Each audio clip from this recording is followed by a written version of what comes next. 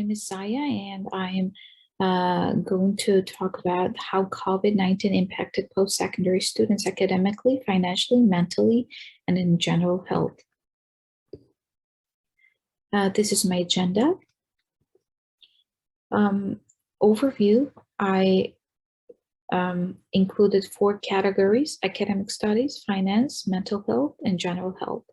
So under the academic studies, when I search about the references, the frustration and miscommunication transferring into the online learning was the main issue, and the efficient support system and communication method was the another issue. So under the finance, the both tuition and scholarship was inconsistent during the pandemic, and affecting to future career and mental stability was the problem as well. Of course, during the pandemic, the massive change in employment was happened, like unemployment in the layout.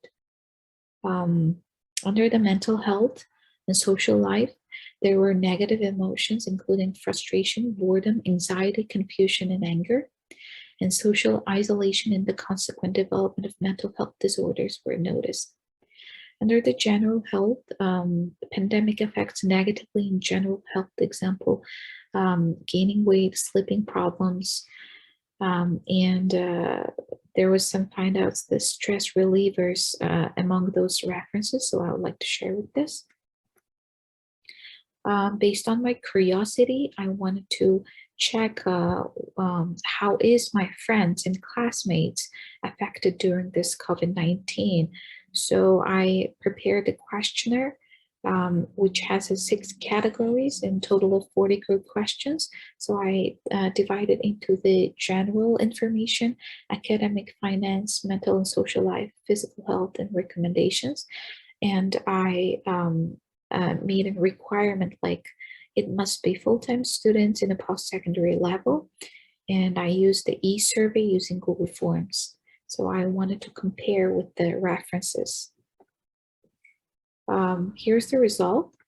Under the emotions most frequently expressed by the student during the COVID-19, in the reference, study the frequency of the negative emotions felt by the students since the outbreak of the COVID-19.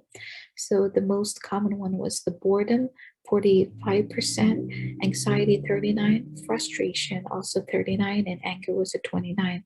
The highest levels of anxiety were found in South America and Oceania, and the least anxious were students from Africa and Asia. In my survey, the most common one was the boredom, 35%, frustration, 30%, and anxiety was 29%. The next one is personal worries during the pandemic. In the reference, undergraduate students worried more about a future education, while those who were unable to pay their overall study costs before the COVID-19 pandemic worried more about all kinds of personal circumstances. Those who had lost a job due to the pandemic were more worried about a professional career in the future, personal finances, and the future education.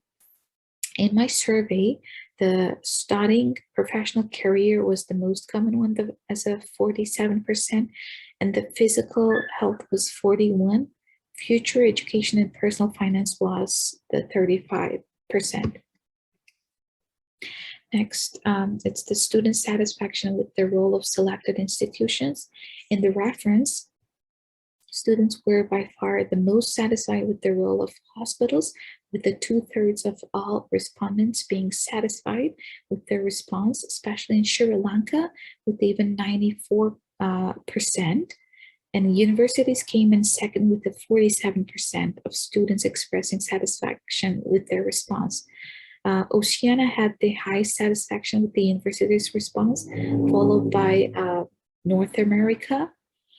And interestingly, students in Africa were generally more satisfied with how banks had responded to the crisis than the universities and governments.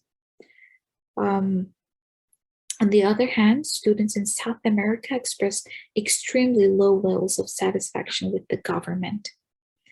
In my survey, the results were First place, banks 65%, and then university 59%, hospitals 53%, and the least government was the 47%.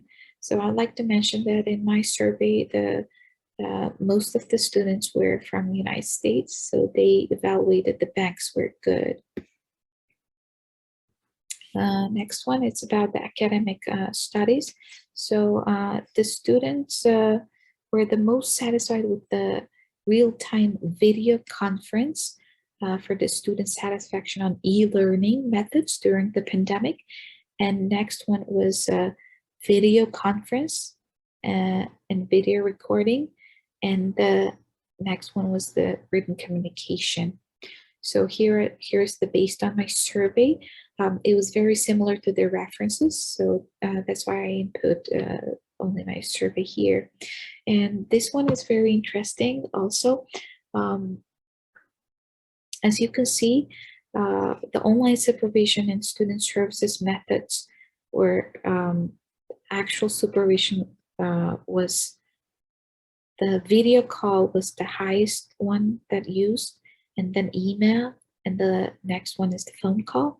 But what students wanted to have is email conversation for the first place, and then the video call.